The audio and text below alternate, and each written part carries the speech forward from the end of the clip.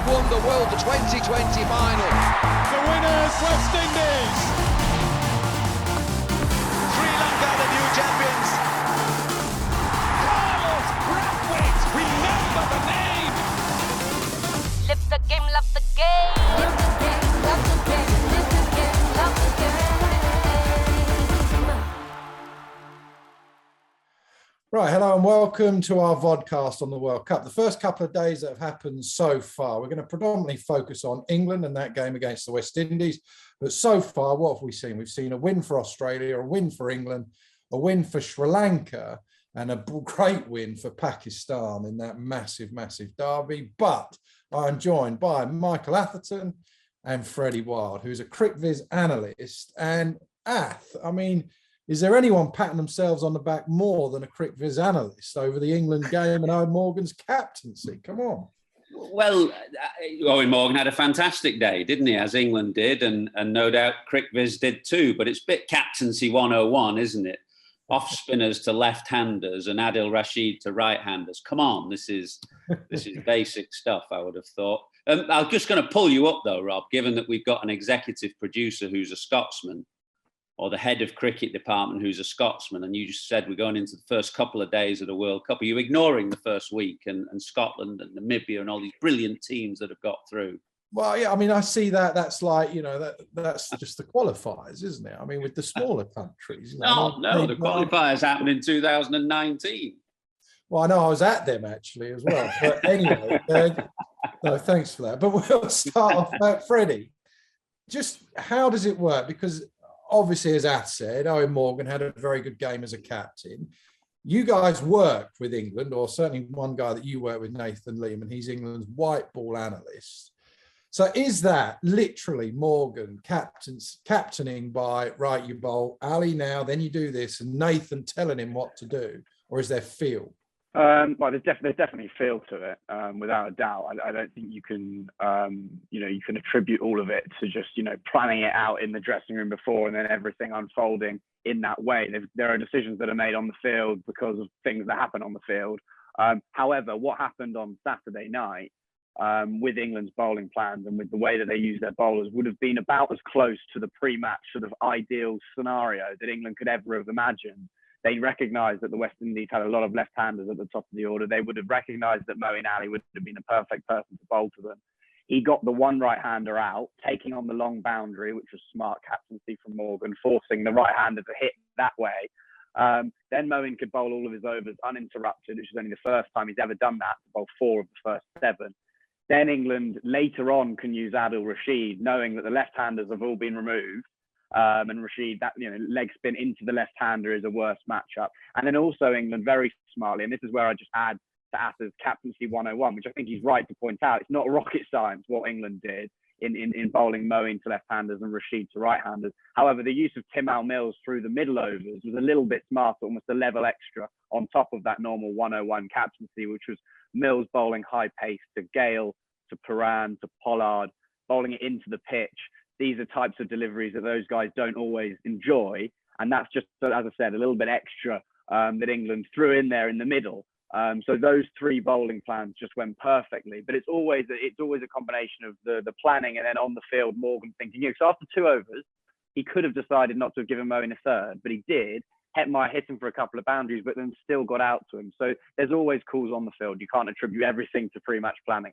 Speaking of pre-match planning, Ath, so Freddie makes a good point there about high pace and Timmills, but the selection, he sort of came in, it looked like, because Mark Wood was injured. Do you think, had Mark Wood not been injured, would Timmills have played? Would they have played Milan? Would they have? What sort of makeup would they have gone in with had Wood not been injured? Well, I spoke to Owen on the night before the game for our programme, and no doubt we showed a little bit of that interview on the day of the game. And Morgan hinted very strongly that Milan would play. A lot of the narrative in the 2-3 days before that, particularly in the written media, was around Milan's place in the side, and it was questionable, and England were thinking of dropping him. So when I put that to Morgan, he pretty much hinted that Milan was going to play. He hadn't seen the pitch by this stage, but no doubt he'd have had an idea of what team he wanted to play against West Indies, and he suggested that Milan was going to play. He's backed him all the way, really, and I chatted with Freddie in the days running up to that game, and absolutely take the point that England's team plans may have changed because of the absence of Stokes and Curran and Archer, and this obviously has an impact upon selection. But I do think if you look at the history of Morgan's captaincy, he is somebody who likes to back his players, and he doesn't like to make U-turns at the last minute. If you think of Jason Roy in the Champions Trophy of 2017, who's in a horror trot, he gave him as much time, didn't he, as possible to find his form, and then dropped him right at the end. Was it the key game in Cardiff? I can't remember, one game where he dropped Roy, and suddenly you had Bairstow and Hales at the top of the order. But he gave him maximum opportunity. And Morgan is very much a captain that likes to back his players. If you look at Milan, the only time really I can think that Morgan has slightly given him a jab was in that game in Napier in New Zealand when Milan didn't run off the last ball, and Morgan, called him out, didn't he, publicly in the press conference. But other than that, I can't think of one instance where publicly, at least, and I accept that captains may say different things in public and private, I can't think of one instance where Morgan has not backed Milan, because obviously having come into the side, he'd done incredibly well, but he has been struggling of late. So I wasn't surprised to see him playing.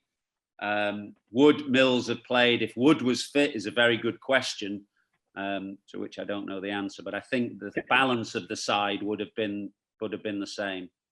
I'd agree with all of what Atherton said, although the only other time I suppose you could maybe make a case that Morgan hasn't backed Milan was the other night when they continued to send other players in ahead of him, which I suppose does reveal some kind of the thinking around how England do view Milan. And that is, in that game last night, Saturday night rather, they bowled West Indies out for 55. Morgan said at the post-match presentation, England were clearly looking to maximise net run rate and therefore score as fast as possible.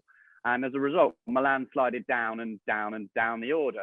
And we sort of sat there thinking, he's going to come out now as a wicket kept falling, and he didn't. In the end, he was basically carded at number 7. Now, of course, they're recognising that Milan plays a very different role to the likes of Bairstow, Moeen, etc. But that also does sort of reveal a little bit that at least some of the outside noise criticism of Milan, which is sometimes that he starts a bit too slowly, that he's not quite explosive enough, does at least, I think, is also held perhaps within the England dressing room. I don't necessarily think that means they're not going to continue to pick him. I agree with that. He's continued to back him.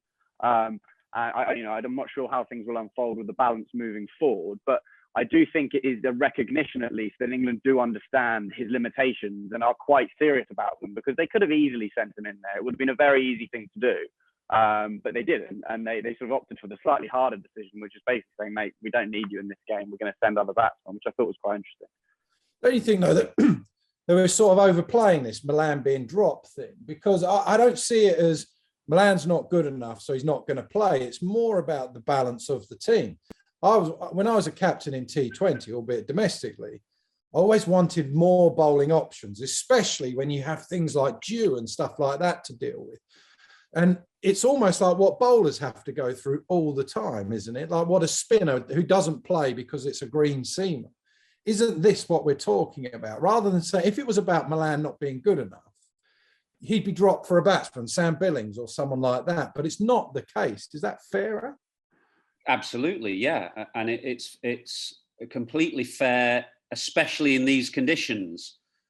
Again, this is not a point that nobody else has made. It's a fairly obvious point. In UAE, if pitches slow a bit and the ball starts to grip, that power play becomes exceptionally important. Freddie will have the numbers at hand, no doubt, but in IPL games, the number of people that won power plays winning matches is high percentage. So the power play becomes exceptionally important. It becomes harder to catch up the longer the innings progresses, and that really then accentuates the issue that we're talking about, which is the way Milan plays. Some players come out of the blocks very quickly. Jason Roy would be an example of a batsman who comes out of the blocks incredibly quickly.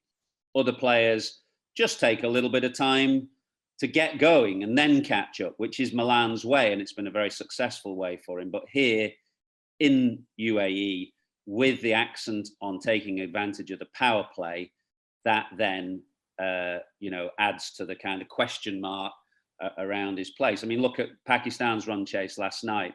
It was Rizwan who, got them going, didn't he? First over, 4 and 6, and just allowed Babar Azam to kind of find his feet and find his range. And eventually, when spin came on Babar, caught up, and I think they went to their half centuries in exactly the same number of balls. So people have different styles and different ways of playing, but in the conditions that suits some more than others. And so all those things add up to the kind of questions that we're talking about. I can't really think of a game in which using Moeen as a fifth bowler was more suited to than the one we played on Saturday. The West Indies have 4 left-handers in their top 6. So this was a perfect game in a way for England to utilise Moeen and also Livingston, because that's what Morgan said at the top. He singled out those two as the fifth bowler. Livingston with his sort of licorice all sorts of off-spin, leg spin. But this was an ideal game for that as a fifth bowler. Now I do wonder moving forward whether that might burn England. I think their next game is actually against Bangladesh. They've got a number of left-handers. They might again be able to get away with the same balance. But then they play Australia. So in Australia have got Warner at the top and Wade at the bottom as left-handers. But in the middle, they're a run of right-handers. Now, I do just wonder whether that, when we sort of get further into the tournament, whether this particular balance is going to be challenged. And that will force them to rethink. I think it's very unlikely that they drop Moeen, even in games where there are lots of right-handers and not many left-handers, because I think he's such a valuable cricketer and they've recognised that. And then that will, I think, bring the Malan question back up to the surface again. I don't necessarily think it'll be relevant on Wednesday against Bangladesh, because as I said, they've got enough left-handers for England to probably get by. And again, maybe they just won't bother. England have traditionally in white ball cricket under Owen Morgan just said, we're going to back our batting to just out-hit teams. And maybe that's how they're going to go. Because this is a batting heavy approach, we should recognise, with Moeen at 7. But I don't think this question has gone away. I think it will rear its head again as we progress through the tournament. The other issue is the due, actually, which is a complete kind of unknowable. You mentioned the Bangladesh game. I think that's a day game, isn't it, coming up? So that won't be an issue again. So that combination of perhaps left-handers and the absolute no chance of any dew falling means that England, may well go with the same balance. But I think all England's other games are under lights at night. If you lose the toss, which is a complete, chance event, you end up bowling second. And if the dew falls, which again seems to be a chance event in that West Indies game, I know the game finished early, but even when we were on the outfield half an hour after play, there was no dew at all. It was bone dry. It looked last night in the India-Pakistan game as if dew fell. When England played their warm-up game against India, dew fell. I mean, Jordan was absolutely drenched bowling at the death there. And we're talking about something that is a complete, you don't know whether it's going to happen, but the impact on the game is massive, actually. The chances of winning batting second increase hugely if dew falls. And obviously, if you've got to bowl your overs between Ali and Livingston, that could be an issue in a game like that. So it's tricky. That's what I was going to ask you about, actually, because it's almost, if you look at the games we've had so far in this stage, of the World Cup, they've all been won. And I know some of them have been won, a couple of them have been day games, but it's all been won by the team chasing. Does it, for all the form, for all the stats, for all the analysis, is that going to be the deciding factor on who wins this World Cup? If you got through one of those strong teams, if you win the toss 90% of the time, it looks like you're going to have a very good chance of winning this comp, regardless of form. Is that a fair thing from the numbers, Freddie, or not? Well, we've certainly seen, since the start of the UAE leg of the IPL, which obviously the second half was concluded over here, since that started, so that's recent cricket, we have seen a clear advantage for chasing teams at all 3 venues. And yes, dew has played a part. And I think also as the temperatures get cooler, which they will across this tournament, the dew will probably become more of a factor. It will start setting in earlier, and when it does arrive, it will probably be heavier. When England named their squad, there were a few eyebrows raised as to why England didn't really pick anything other than one specialist spinner. They just had Adil Rashid. People were saying maybe Matt Parkinson, maybe Liam Dawson should have been in the squad. India, conversely, had picked 5 specialist spinners in their squad. Other teams, like even South Africa, have picked 2 left-arm spinners. A lot of teams have gone very spin-heavy. England haven't. And it would be quite an England kind of thing to do, I think, to just almost take the macro look, take a step back and think, hang on, we think Jude's going to play a big role here. Morgan has obviously captained KKR in the IPL in this half of the IPL here, but also last year when apparently the Jew was a big factor. And you just wonder how much that's been baked into England's selections in terms of spinners. And they recognise actually that, well, you know, it's never easy. It's not easy to grip the ball as a fast bowler as well. But if you're a quick bowler who maybe is just sort of banging the ball into the pitch, it's a slightly easier thing to do than either a quick bowler maybe trying to hunt for Yorkers or bowling lots of slower balls, or if you're a spinner. And I just wonder whether that has informed England's selection. Last night in the India-Pakistan game, obviously Pakistan ended up winning by 10 wickets, but there was a period of the run chase when it was quite tight and India's spinners were bowling very well. But then just as we moved from the early middle overs into the later middle overs, perhaps it was them searching for wickets, but also perhaps it was the Jew. The spinners started to lose control and they started to drag down more often. I think there was one big pressure release when Rizwan or Babar jumped on a short ball, hit it for 6, and the pressure sort of went out of the occasion. And that just sums up, I think, the role that Jew can play. It's a very small thing, but, you know, one boundary here or there in a T20 can suddenly change the complexion of a game. And if it's because a bowler's not gripping the ball, then it tells you all you need to know about the significance of Jew. It also adds to the, I think, the general narrative that T20 is a harder World Cup to call. You know, the nature of the game being a shorter game, I think there's more chance of upsets from, you know, what you might call the emerging or associate nations as well, or indeed any of the qualifiers who come into the group stages. Then you've got the uncertainty over the Jew and the second half of the game, what's going to happen there. And if you look at the history of the 50 over World Cup, I can only think of really one winner, India in 1983, that was against the general run of form. In the 50 over World Cup, by and large, the best team wins or has won historically. And I would say, you know, that's harder to call in T20 World Cups. I just read a piece by Ian Chappell on Cricinfo. He said it's a fluke. You know, you just can't call it. I'm not quite sure I'd go as far as that, because I think a good chance that the best teams will progress to the knockout stages. But I do think that there is more fortune, you know, chance in this tournament than the 50 over World Cup, which, you know, for a lot of people, that's kind of a good thing. I mean, it asks a fundamental question about sport, really.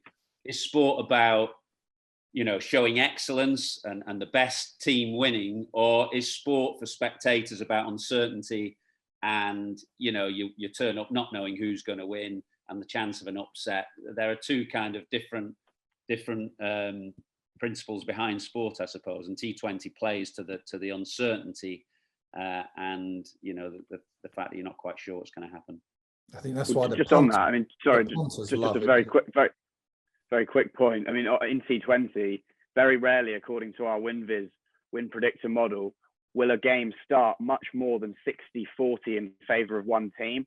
Sometimes in this tournament, if we've got, say, Scotland against India, that will.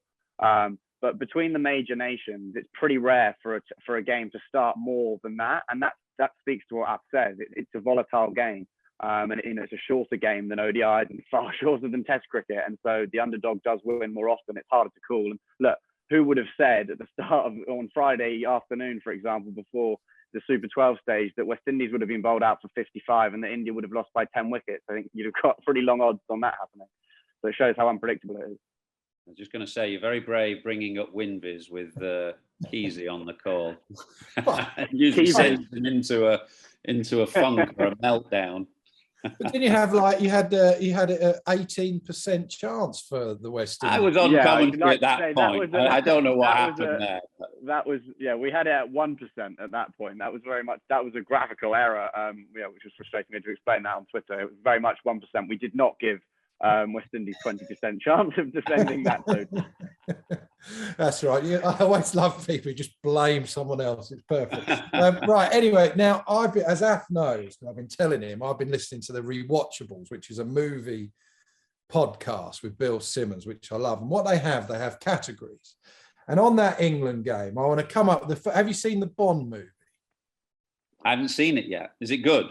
Oh, it's fantastic. And there's one great cameo in it by Ana de Amos, who comes in for 20 minutes or 10 minutes and she steals the film. She's just the best thing in it by an absolute mile. Who gets our cameo award for the England game? Now, I have a couple of candidates. Well, one candidate, and that's Adil Rashid, surely. Correct. I mean, got to be. I mean, that game was set up at the start, wasn't it? Moeen Ali, rightly, I think, player of the match. And Adil bowled brilliantly, 4 for 2, fantastic eye-catching figures. But that was on the back of his mate's good work. So that's the scene-stealing role, surely. Well, you see, but I also have another award, which he could also be up for, which is the Rob Key should have got Man of the Match award, because I got 200 in a Test match and didn't get, and Ashley Giles got Man of the Match for 4 because he was low on. This has been eating away at you for 15 years, hasn't it? It's like a kid's award. I mean, because he was low on confidence, everyone gave him Man of the Match. Now, I'm going to put 2 people forward that could have been Man of the Match. One is Adil Rashid for the best figures ever for England. Is that right, Freddie? And the most economical four for ever as well. No one's ever taken 4 wickets for conceding so few runs. But then, what about, here's one for you, and I'd like to debate, because another friend of mine rang me and said, you lot are going on and on about captaincy in T20. He said, it's like Ath. He said, you just bowl off spinners to left-handers, all of that. You're making far too much of it. But what about Owen Morgan for his captaincy in that game as a Man of the Match, Freddie? Well, I mean, it's a good point, because I think, and Keezy, we spoke about this. You spoke to me before the first game, and you were chatting about just sort of the importance of captaincy. And at Cricviz, it is one of the things that we struggle to measure. We're looking into it in terms of trying to quantify how good a captain is, because particularly in T20 cricket, it's becoming more and more significant which bowling changes you make when you make them. And we spoke at the top of the show about the importance of off spin, Timmills through the middle, leg spin at the back end. Ultimately, Morgan's the one marshalling that and making it happen. So it clearly has value. We've seen that in the IPL with MS Dhoni consistently making Chennai Super Kings more than the sum of their parts. Talk about WinViz. When we look at WinViz with CSK, particularly in the last few years, it never really loves them.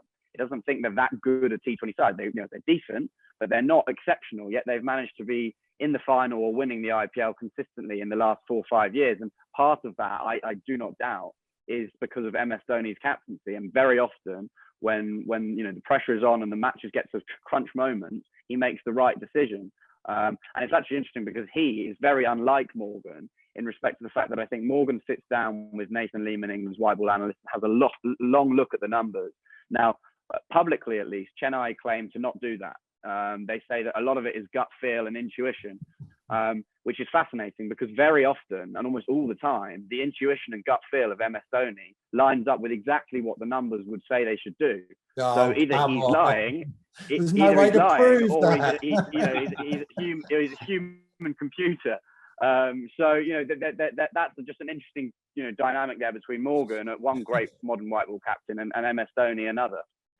I quite like the way Freddie just pivots there, because he says that WinViz doesn't like CSK very often, and he assumes that means that Dhoni is a very good captain. It might mean that WinViz is not as accurate as they make it to be. Who knows? It's a fair point. The captaincy award, Keezy, would be the John Abrams Award, wouldn't it? But Freddie's too young to remember John Abrams. But in 1984, he won the Man of the Match in the B&H final, Lancashire against Warwickshire, for scoring none. He got none, but Peter May gave it to him for his captaincy in the field, which I can't think that's happened too many times. When do captains get MOMs for just their captaincy? It would be a rare thing. Did it happen? I think it might have happened in an ODI in Australia 4 or 5 years ago. And I was talking to Keezy about this before the first game. I think there was a game, maybe in Adelaide, where England, I think one of their bowlers had got injured, and it basically meant that Morgan had to get through his 50 overs, had to be quite creative about how he used his bowlers. I think Morgan may well have got runs early in the night, but not loads of runs. But I think ultimately the captaincy tipped the man of the match in his favour. I'll have to have a look when we jump off the call to see if that's right, but I'm pretty sure it is. I think he won it I think it was Adelaide, and he had to be very smart with how he used his bowlers. But yeah, it's a rare thing to happen, and it's partly rare because we can't, it doesn't appear on the scorecard, I guess. And it's hard to evaluate, isn't it? Yeah. There's so many ways of skinning the cat in the field. We see how it pans out. Who knows what the alternative narrative would be if a captain made a different decision. That's why it's very difficult to know. But I agree with you, Fred. I mean, I think captaincy is an important factor in T20. It's become a very kind of strategic and tactical game, and you've no time to waste. Although per over or per ball, it's the slowest format of the game.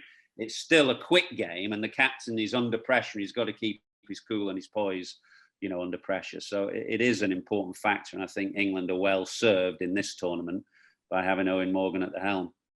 I was watching because we were getting ready, myself, Wardy and Sam Curran, as you guys were out in the UAE, watching the Australia-South Africa game, and they've got Bavuma as their captain. Now, he's a lot less experienced than Morgan and Dhoni and people like that. And I actually thought, when you look, as you say there, every ball is an event and every ball sort of changes the outcome. Right at the end, there was one moment where I thought that's bad captaincy that could cost them that game, when he didn't have like a deep mid-wicket. I can't remember, he might be Pretorius bowled a slower ball into the pitch and the field was set for something else and they got a boundary and hit it for 4, Australia. And that sort of then made that equation quite simple for them towards the end. So you have those moments. I think every single ball, more so than Test cricket, I feel that every single ball in T20 or every single over, you have to make a decision. And you will know whether that's been the right decision or the wrong decision instantly, which you don't get in other forms, even 50 over cricket. Every ball counts, doesn't it, Keezy? As you were saying ad nauseam in the middle of the English summer. Every ball does count, yeah. And Eoin Morgan is fantastic. If you said to Eoin Morgan, "Are you a better captain now than when this tournament was last played, that famous night in Kolkata?" he would say unquestionably yes. And he would look at himself very critically, I think, at the end of that particular over, the Stokes Brathwaite over. When you look back at it, you think, God, why did he keep putting it in his heart? Why didn't you just bowl a wide Yorker or something? It's so easy to say when you just sat here on a vodcast, not with 90,000 people screaming. So yeah, it's fascinating. Right, okay, I missed 100 actually. So we've got so we'll carry on with that, the John Abrahams Captaincy Award. So we've got that. Let's go for the Liam Plunkett Unsung Hero Award on the day. Now, I'm looking down the list, and someone who well, there's 2 people that aren't going to get a mention. Chris Wokes and Chris Jordan, one of those 2. Freddie, are you happy for that, one of those 2, for the Unsung Hero Award on the day? Well, are we assuming that Timmills has been a sort of a hero that's been attributed or not? Because I think you've mentioned him 8 times already, so I'm assuming he's not unsung. It's because in the run-up to the tournament, Freddie couldn't go a day without tweeting about Timmills. Well, it was it was blindingly obvious, I think, to many people that he should be in the squad. But I think of those 2, I think Chris Wokes' wicket of Evan Lewis in particular was important in the power play. Lewis has been a very destructive player. He's been in fantastic form in the CPL. He's been in fantastic form for the West Indies this year, and then he had a good IPL as well. He's probably their most informed batsman. I thought that was a smart piece of bowling. Obviously, well caught by Moeen Ali, who is our real hero of the day. But it was a good piece of bowling, taking pace off to Lewis. He knew that Lewis was going to come hard at him, and that's important because at the other end, Moeen was bowling. Now that is a very bad matchup for Lewis. He strikes at almost maybe less than a run. I think it is about 100 against off spin. So Lewis is there thinking, I've got to take on Chris Wokes, because at the other end it's off spin. Wokes is thinking, I know he's going to take me on, and it was a slower ball, took pace off, and Lewis was through a shot early. I thought that was a really smart piece of bowling, and that set England on a path that they never looked back from, really. So I'll go with Wokes. I thought that was an important wicket. We'll actually say as well, that's absolutely right. I think you were the first one on your podcast, the Cricviz podcast, to start tipping up Timmills long ago, actually, and you've been proved so far after one game. Absolutely right. I was thinking of that.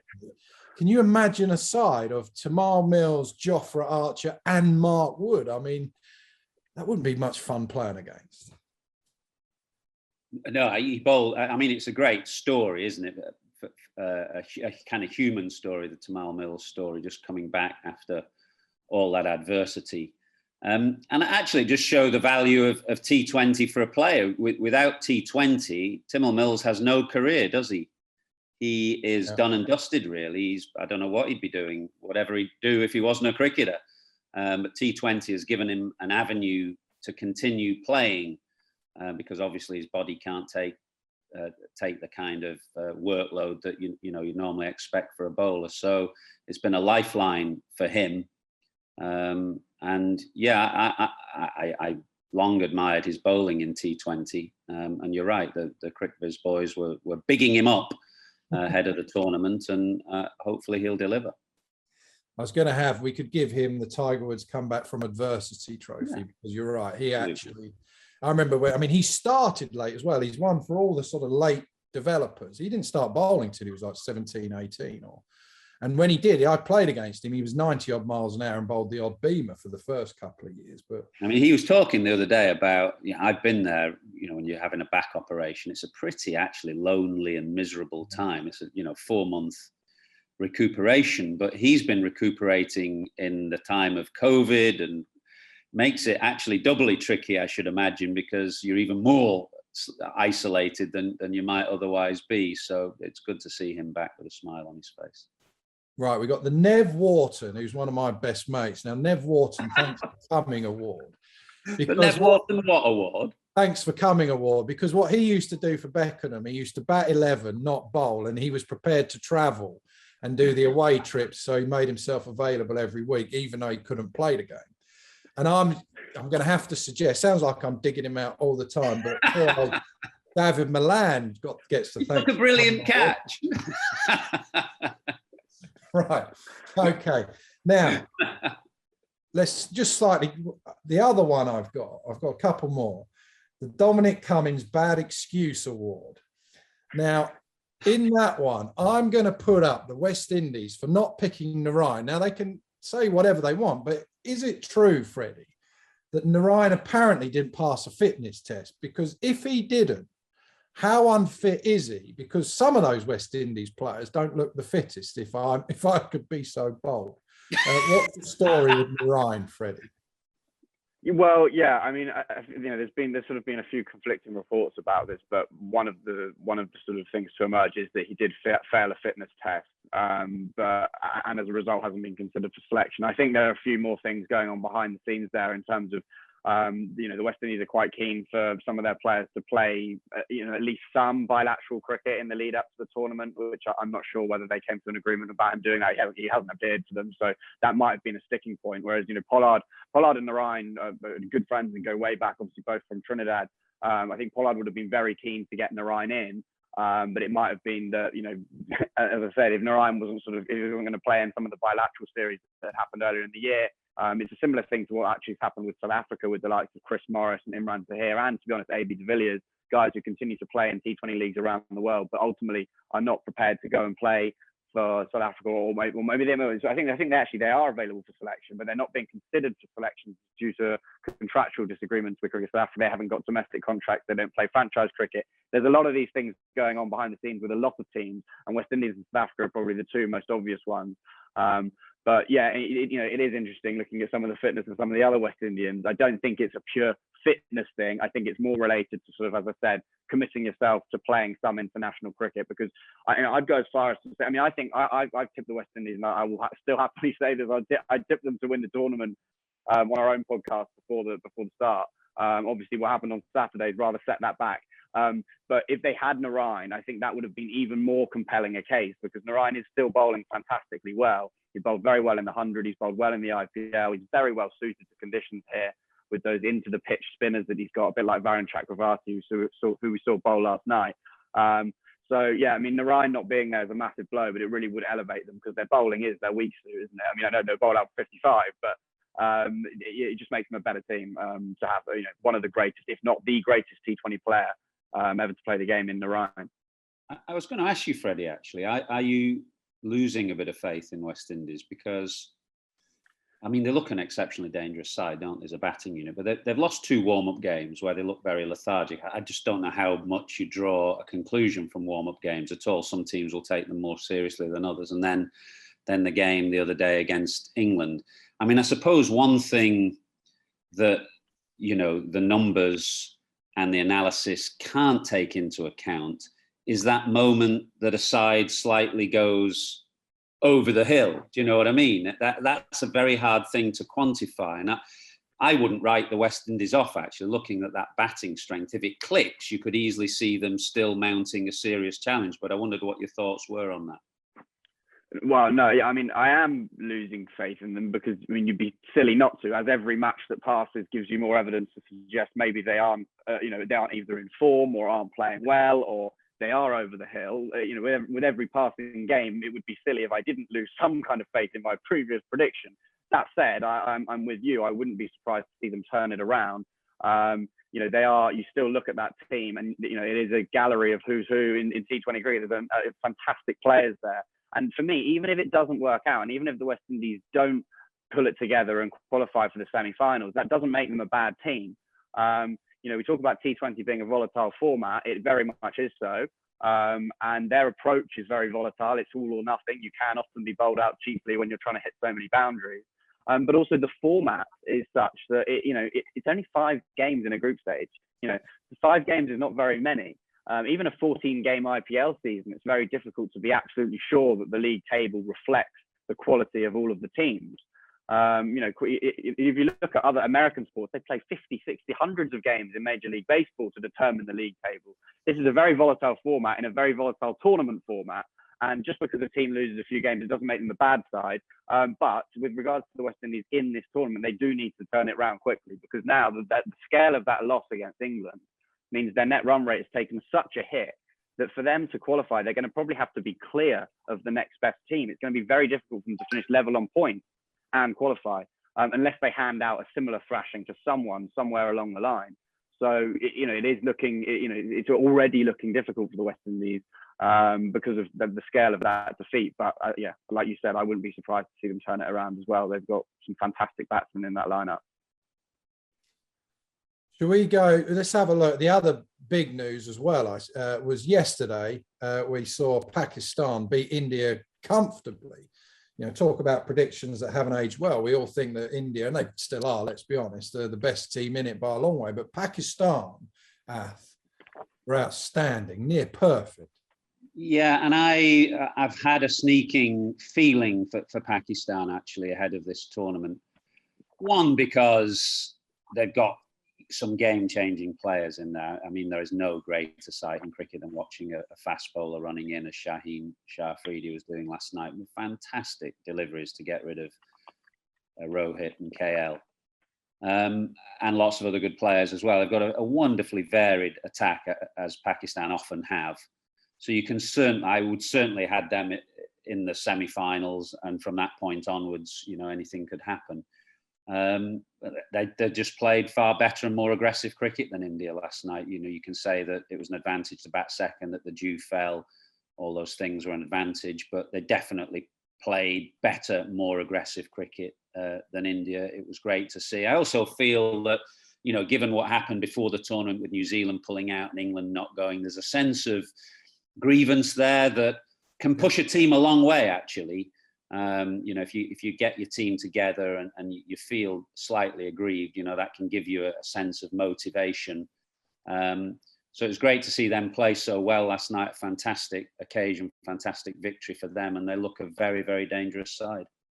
Can I just say on that, Shaheen Shah Afridi, I mean, I've been thinking this, and it's starting to really annoy me, is the talk about the ICC rankings. I mean, it's literally the biggest load of rubbish I think there ever has been in rankings. It's like they got them out of a jamboree bag, because, I mean, the batting's bad enough. You've got Josh Buttler down at 17. You've got Owen Morgan ahead of him and a load of other players, obviously. But in the bowling, Jasprit Bumrah's not in the top 20, and neither is Shaheen Shah Afridi. Now, Freddie, I mean, I've listened to your podcast as well. You guys were tipping him up. I mean, he's just... he's certainly in the top 3, isn't he? Best bowlers in the world in T20 cricket. Yeah, I mean, for me, there are 3. Yeah, there are 3 bowlers that are clear. Bumrah and Archer are the world's best fast bowlers in T20 cricket. Neither of those are in the top 20. Yeah, well, and partly this is because the ICC rankings are, of course, just T20 international rankings. And what's so unique about T20 now is, of course, that so much elite T20 is played outside of T20 international cricket. Bumrah and Archer haven't actually played, particularly Archer hasn't played that much international T20, but obviously plies his trade around the world and is fantastic in those other leagues, and that informs how good we think they are. But yeah, I mean, Bumrah and Archer for me are the best two. I'd actually have Archer as a slightly more valuable player just because he does offer that lower order hitting, which I think England have underutilised generally. He's a fantastic six hitter at number 8. You could make a case for him being maybe the MVP after Rashid Khan, probably in T20 cricket. But Shaheen Shah Afridi is the next fast bowler for me in that list, and he's phenomenal, particularly phenomenal in the power play. Whereas Bumrah and Archer are what we call top and tail bowlers who can operate at either end of the innings just as effectively, and Bumrah actually slightly more through the middle as well. Shaheen is a power play specialist. We saw that yesterday. He bowls full, he bowls fast, he targets the stumps. Wickets are at their most valuable in the power play. They reduce the opposition total by around 13 runs if you take a wicket in the first over on average, whereas if you take a wicket in the last over, it's basically equivalent to a dot ball. So early wickets are very valuable, and Shaheen is the best at doing that. He's phenomenal in that phase of the game, and Pakistan were absolutely right last night to give him 3 overs in the phase. When a bowler has got his tail up like that, swinging the ball at high pace, just go all in. If he'd got Virat Kohli out then, that innings would have taken on a very different complexion. So, no, Shaheen is fantastic, and I hope Pakistan continue to use him as aggressively as they did yesterday. He's a real X-factor player. He's their best player, without a doubt. I'm looking forward to the Middlesex Nets in April, Keezy, when it'll be sending my lads stumps cartwheeling at a rate of knots. Especially at Lords. I think, when Middlesex signed him, I thought, what a great signing, and how much people will be able to learn from someone like that as well. The one thing I said before the game and before this part of the competition started, you've got me, I'm yipping on that now because of you, Atherton. Is that my one concern, the one thing with India, because we did the England-India series in India just before the summer, and I sort of looked at, and I thought, I hope India don't just go, I know they're legends and they're great players. So you've got KL Rahul, Rohit Sharma, Virat Kohli, Surya Kumar Yadav. I was hoping they were going to somehow be able to put Ishan Kishan in there and have a mix and not just go for those, that top 3. You've obviously got to have Kohli. Are they getting it wrong by just going with those 3? Do they need one of those young players in there or not? Did you see the press conference after the game last night? No. An Indian journalist, I think it was an Indian journalist, asked Virat Kohli whether he was going to leave Rohit Sharma out for Ishan Kishan, and it got very short shrift. I mean, it was interesting to me. In India's warm-up game against England, they rested Rohit, didn't they? Rohit is obviously a given. Yeah. And they had Ishan Kishan and KL Rahul at the top of the order together. And I don't know whether that was a shoot-off or not. And Ishan Kishan outscored KL Rahul. But what was interesting was that KL Rahul was fast out of the blocks in the power play in that game. And Ishan Kishan eventually got going and caught up.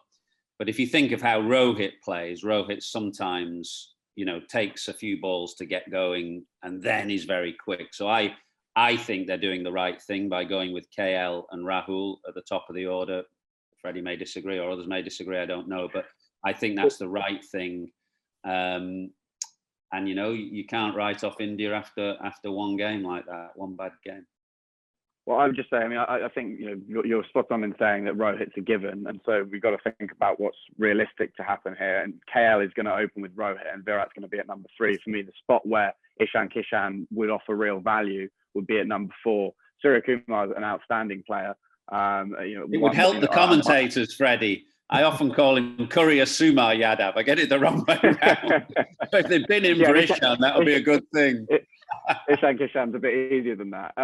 But yeah, what Kishan does is not only is he, an excellent player like Surya, or you can call him that as well if you want to call it a shorter name, or Sky, I think it's popular. Yeah, let's keep it to Sky.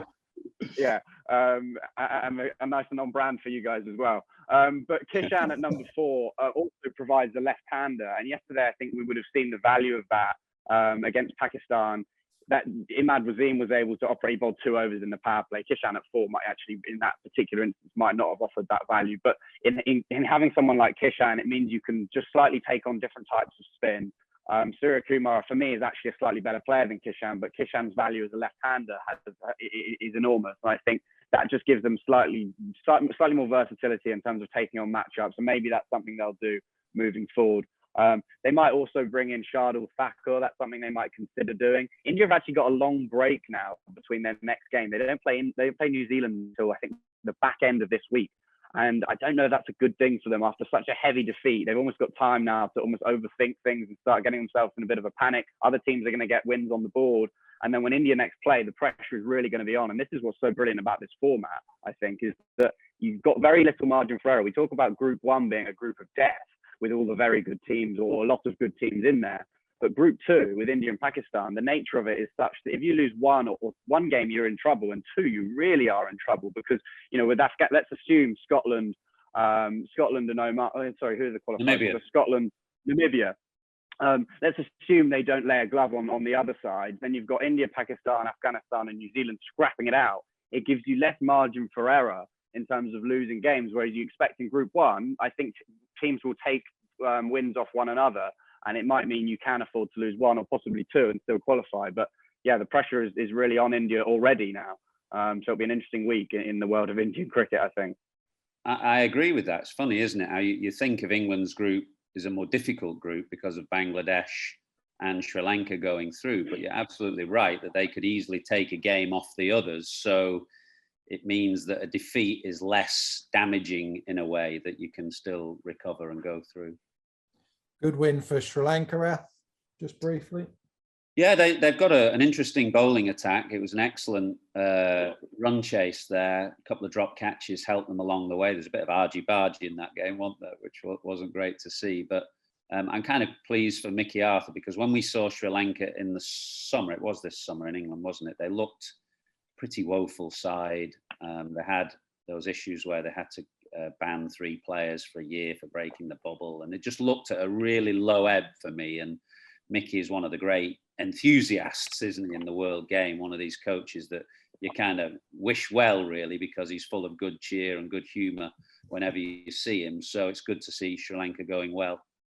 And good shorts. And a good win for and Australia. That was a tight game in the end, Freddie, against South Africa, but they got there just in the end.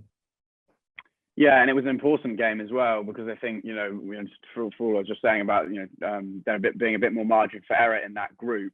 I think, you know, the loser of that game is now even more up against it, obviously, but those two are sort of vying to be challengers, you'd have thought, originally, to England and West Indies in Group 1. I thought, you know, I don't particularly rate either side, to be honest. I think they're both flawed teams. I think we saw quite a flawed game of cricket in respect of the way that both two teams batted in particular. It was almost a case of not who could win it, but who wasn't going to lose it. And in the end, Australia got across the line just about. And I think what we saw actually interestingly there was Australia went for a slightly batting heavy approach. And I was chatting to App about this actually in the Combox the other day. But Australia went for that slightly batting heavy approach. And I think I do prefer that to the bowling heavy approach. They left Agar out, and actually the extra batsman with Wade at number 7 was the thing that just tipped them over the line. In what was a low scoring scrap, they needed that extra batsman to get them there, and they're going to rely on Maxwell, Stoinis and Marsh as their 5th bowler. Maxwell bowled all 4 overs against South Africa. It worked perfectly. It was almost a bit like the Moeen Ali thing against the West Indies. But I think those 3 actually, maybe they're not, you know, elite T20 bowlers, but in these conditions, I think it's probably their best option. I don't love it, but Australia, I think, have got their best combination. And I wouldn't mind seeing Josh Inglis in there. He's a player who's done well in the T20 Blast, a wicketkeeper batsman instead of Matthew Wade, actually. But I think Australia have got their best, just about got their best balance, and that was an important win against a rival for sort of the 2nd, 3rd spot in that group, I think. So, yeah, Australia up and running. Right. Annoying phrases, and we've all done this, I think. We're doing it a lot. It's a toss-up between whatever that... sorry. It's a toss-up between whatever that thing is with the lady who's singing "Love the game, love the game, love the game" over and over again, and matchups. I mean, how much are we going to go on about matchups? Can we please just try and find something else, because it's driving me insane, and I keep saying it all the time. But apart from that, any other things that are irritating you? Anything else you want to make a point about? No, I don't think so. I'm not as curmudgeonly as you, Keys. I don't wake up in the morning thinking, what can I have a grouch about today? All is good, I think. I've enjoyed the cricket so far. Yeah, looking forward to the next few days. There was one great line that Wilco said, Alan Wilkins, our mate, on commentary about Shakib Al Hassam, where he says he ruins batsmen, he ruins bowlers, and he ruins dreams, which I thought was... I did think, actually, Shakib came out, didn't he, to bat after that kerfuffle the other day. And didn't not a man to pour oil on troubled waters, usually, Shakib. You can see that on YouTube, can't you? It's absolutely brilliant. Right, anyway, boys, thank you very much. And we'll see you at some stage, no doubt, for another perfect review of the competition.